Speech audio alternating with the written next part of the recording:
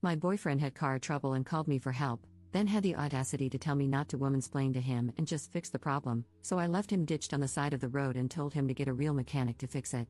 Posted by u/GermanCat34. I, 26F, had been dating my boyfriend, Nick, 27M, for almost a year, and something that has always bothered me is how Nick does not believe in maintaining or taking care of his vehicles.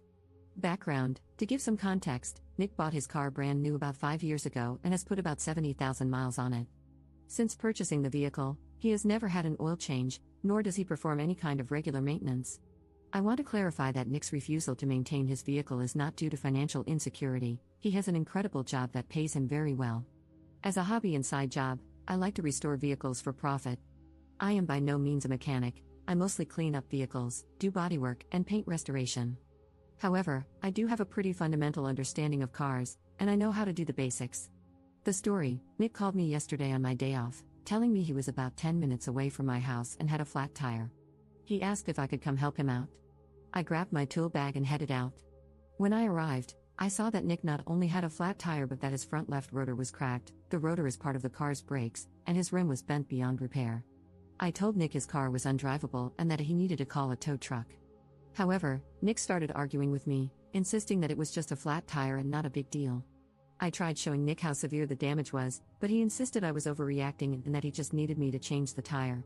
I refused. In Nick's own words, I started mothering him about how poorly he takes care of his car. The argument escalated, and Nick lashed out, saying things like, "Just because you have a set of pink tools and watch YouTube doesn't make you an effing mechanic."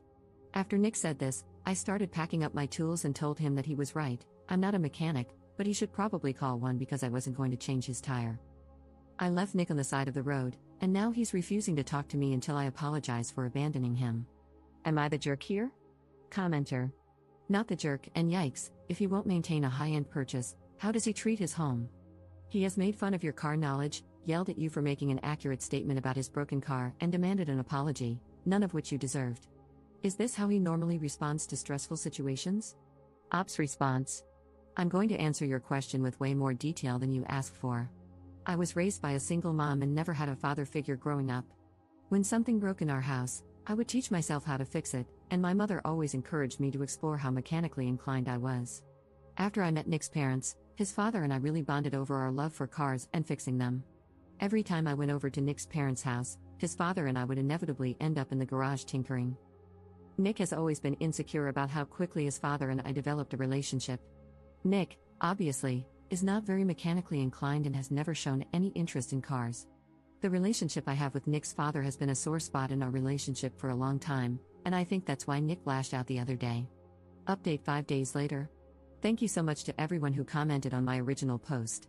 I spent a few days reading all of your comments and taking some time to self-reflect. Vehicle update: Nick drove a Nissan Versa, and after I left him on the side of the road, he ended up calling a tow truck/mobile mechanic. When the actual mechanic arrived, he told Nick everything I had already explained to him. The mechanic also refused to change his tire and said he would only tow the car to a repair shop. Nick refused to share the full extent of the damage to his vehicle with me, but it must have been pretty bad because, instead of repairing his Nissan and wasting all that money, he decided to buy a new car. Relationship update: earlier today, I invited Nick over for dinner. I spent the whole day cooking and baking his favorite dishes: braised oxtail soup, drunken potatoes, and tiramisu for dessert. When Nick arrived at my house, he was in a wonderful mood and seemed to have forgotten, or forgiven, all about our argument. After some small talk and finishing dinner, I took a deep breath and told Nick how much I care about him but that I no longer wish to continue our relationship, romantically or otherwise. At first, Nick was shocked, but his shock quickly turned into anger. He felt I was insane for ending our relationship over what he considered a petty, unimportant argument.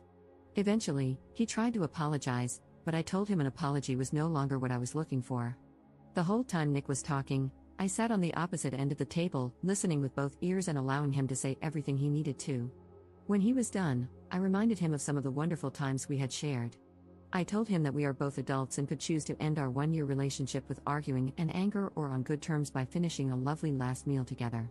Nick calmed down after that, and his tone started to match mine. We didn't talk for much longer, but luckily I had planned ahead and had some tiramisu wrapped up for him, along with a small bin of all the things he had kept at my house. Before he left, I gave him a big hug and told him that if he ever needed someone to show him how to change a tire, I'd be happy to send him a YouTube tutorial. Life update. Over these last few days, I decided to treat myself by buying my neighbor's old 1978 Ford Ranger. The truck is an absolute hunk of junk and will probably take me over a year to make it look somewhat recognizable. But I figured it would be more productive and cost-effective for me to obsess over an old, broken truck than to fixate on broken men. I plan to stay single for a while and focus on taking better care of myself, as well as spending more time with my 3 German shepherds. Happy reading, everyone!